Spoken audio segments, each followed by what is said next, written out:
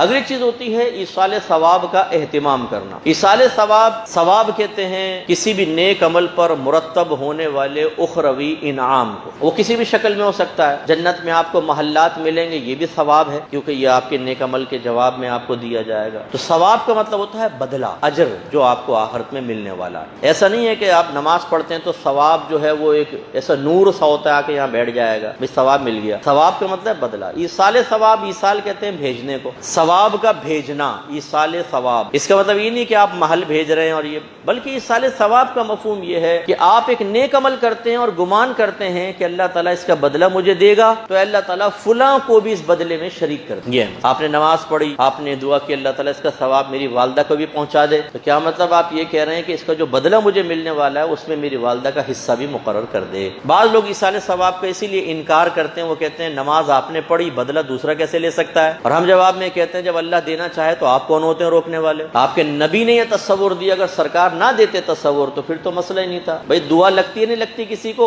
دعا کی ہے نا حضرت ابراہیم علیہ السلام کی دعا تو قیامت تک کے مومنین مومنات کے لیے، یعنی جو پردہ فرما گئے ان کے لیے بھی ہے، جو دنیا میں موجود ہے ان کے لیے بھی آپ کی دعا، اور جو آخرت میں آئیں گے ان کے لیے بھی۔ رب اجعلنی مقیم الصلاۃ ومن ذریتی ربنا وتقبل دعاء ربنا اغفر لی ولوالدی وللمؤمنین یوم یقوم الحساب۔ قیامت تک جتنے مومن آئے سب کے لیے دعا فرمائی۔ اب دعا وہ میرا عمل ہے نا، یا ابراہیم علیہ السلام کا عمل ہے، لیکن قیامت تک کے لوگوں کو نفع پہنچ رہا نہیں پہنچ رہا؟ اس سے ایک اصل کلی تو یہ حاصل ہو گئی کہ عمل آپ کریں اور نفع دوسرے کو بھی پہنچے۔ یہ تصور کون دے رہا ہے؟ یہ شریعت دے رہی ہے۔ پہلی بات تو یہ کہنا کہ جی اپنے عمل کا ثواب تو ہمیں ملے گا، دوسرے کو کیسے مل سکتا ہے، فائدہ کیسے پہنچ سکتا ہے، عمل ہمارا اسے کیسے فائدہ پہنچے گا؟ تو دعا بھی تو آپ کا عمل ہے، اس کا فائدہ پہنچ رہا ہے۔ ایک تو یہ تصور شریعت نے دے دیا۔ اب آ جائیں نفس ایصال ثواب پر، تو بارہا یہ حدیثیں موجود ہیں۔ کئی صحابہ آئے، جیسے حضرت سعد رضی اللہ تعالیٰ عنہ نے کہا یا رسول اللہ میری والدہ فوت ہو گئی ہیں، تو میں کون سا ان کے لیے ایسے عمل کروں کہ ان کو ثواب ملتا رہے؟ تو سرکار نے فرمایا پانی۔ تو آپ نے ایک کنواں کھدوایا اور اس پہ ایک تختی باقاعدہ لگوائی، لأم سعد،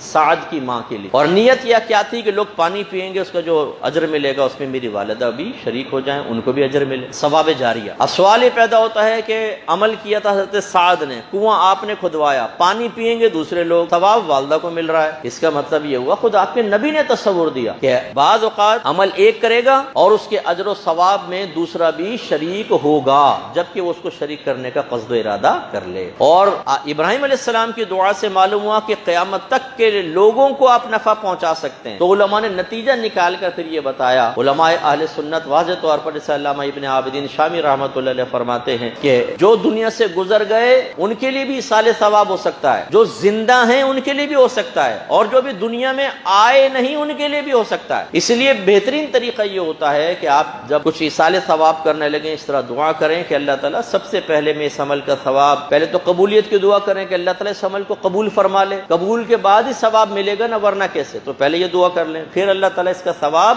نبی کریم صلی اللہ علیہ وسلم کی خدمت اقدس میں ہدیتاً تحفتاً پیش کرتا ہوں۔ سب سے پہلے اپنے آقا کو پیش کریں، اور پھر آپ کے وسیلہ جلیلہ سے حضرت آدم علیہ السلام سے لے کر آج تک جتنے مسلمان دنیا سے پردہ فرما چکے، جو دنیا میں موجود ہیں اور جو قیامت تک آنے والے ہیں، سب کو اس کا ثواب ایصال فرما دے۔ علماء فرماتے ہیں، اعلیٰ حضرت خود فرماتے ہیں فتاوی رضویہ میں، سب کو ثواب پہنچے گا، اور اس طرح نہیں ہوگا کہ ثواب تقسیم ہو کر پہنچے، بلکہ سب کو پورا پورا پہنچے گا، اور اس ثواب کو ایصال کرنے والے کو ان کی تعداد کے برابر ثواب ملے گا۔ پھر وضاحت فرمائے کہ اگر ایک قرآن 10 کو بخشا تو ایسا نہیں ہے کہ وہ سپارے ہو کے بخشے چلا جائے، 3 سپارے ہی چلے گئے، سب کو 30 سپارے پورے ہو گئے، فرمایا نہیں، سب کو پورے قرآن کا ثواب ملے گا، اور اس ایصال ثواب کرنے والے کو کتنا؟ 10 قرآن کا ثواب۔ تو جتنوں کو، پھر ہم کرتے ہیں بخل، ہمارے گھروں میں دیکھیے کس کی نیاز ہے؟ نانی کی، تو نانی کے علاوہ کسی کا نام نہیں لیں گے، بولیں گے نہیں شاید کسی اور کو آدھا ٹکڑا پہنچ جائے گا، تو نانی کہے گی ادھورا بھیج دیا، محل کے کمرہ ادھر چلا گیا، باقی دالان میرے پاس۔ وہ یوں سمجھتے ہیں، ارے بھائی بخل کیوں کرتے ہیں؟ اللہ تبارک و تعالیٰ کی رحمت اتنی بڑی ہے۔ ہاں یہ ضرور ہے کہ آپ یوں کر دیں، جیسے میں نے دعا کی کہ سرکار کی بارگاہ میں، پھر آپ کے وسیلے سے آدم علیہ السلام سے لے کر آج تک جتنے مسلمان دنیا سے پردہ فرما چکے، دنیا میں موجود ہیں، قیامت تک آئیں گے، ان سب کے نام اعمال میں منتقل فرما دے، اور خاص طور پر میری دادی کو ثواب پہنچا دے۔ یہ آپ کر لیں جن کے لیے آپ ایصال ثواب کا اہتمام کر رہے ہیں۔ تو اس مہینے میں شہدائے کربلا کے لیے خصوصی طور پر نیاز کا اہتمام کرنا یہ بہت اچھا ہے۔